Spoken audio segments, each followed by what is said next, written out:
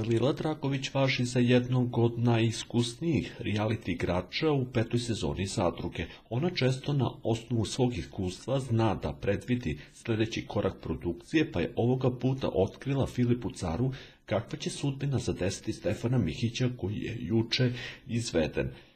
Podsjetimo, Mihić je izveden iz Bele kuće jer je brutalno napao i tukao Đoleta Kralja, a trenutno se čeka pismo velikog šefa sa odlukom o kazni.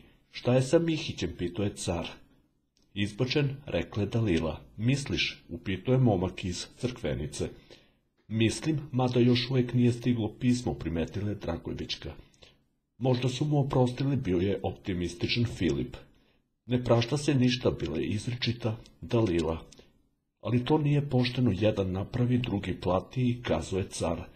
To je bilo od uvek tako u realitiju, uvek se gleda težina, ne mogu tebe da izbaci i da se gleda isto kao Mihiću, rekla je iskusno Dalila.